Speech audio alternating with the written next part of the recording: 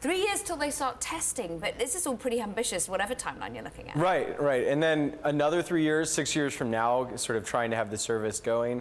I think flying cars are one of these technologies that always feels like it's right around, sort of right over the horizon. So it'll be interesting to see if Uber's able to execute on it. But here they're striking a ton of partnerships, really hedging their bets in terms of which type of vertical takeoff and landing vehicle, as they like to say, but trying to create sort of the infrastructure and the ecosystem to make it happen.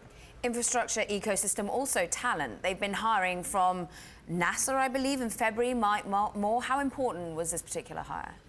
Yeah, I think it's, it's sort of an optically important look for the company.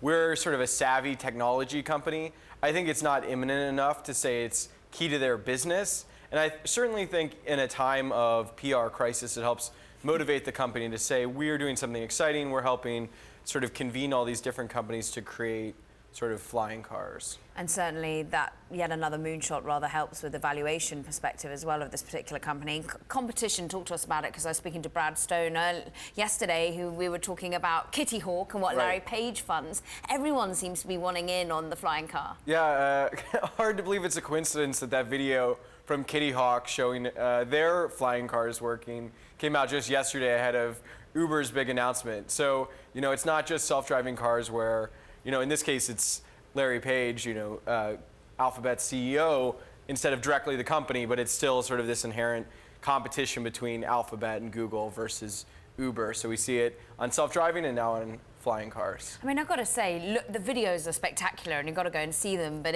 none of them really look like a car to me at the moment. They look like motorbikes. Right, that's why everyone calls them VTOLs, vertical takeoff and landing. It's a lot of blades sort of safely, or hopefully safely, sort of packaged in a small vehicle. It looks nothing like a car. I think we're all just very attached to that idea. It's something, Back to shorter the future. trips. Yeah, exactly. And it's, it's from San Francisco to San Jose type of an idea. It's, not something necessarily you want to take a flight for, but it's longer. You're not replacing, your sort of inside the city UberX trip here. Well, San Jose to San Francisco in 15 minutes would certainly be a joy for many of the VCs and the commuters out there.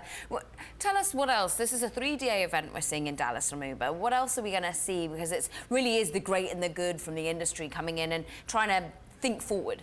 Right. So it's, partnerships with the manufacturers, then it's Dallas and Dubai, like you said. Then it's, batteries so that they can sort of try and better charge the cars. And then it's even sort of the real estate, creating partnerships so the cars would literally land here. So it's trying to bring a lot of people together. I think they have 5 different manufacturers they partnered with, and they're probably going to be more. So the idea is really Uber can bring the pieces together, help sort of lend its credibility, and then also sort of organizational prowess to all these players that are trying to build the future of flying cars. And that's how they're going to sort of contribute to making it happen. And then they benefit when they have the network at the end of the day, where you're actually, calling the car in their app, and so they get to make money off that without doing some of the heavy lifting in terms of, R&D.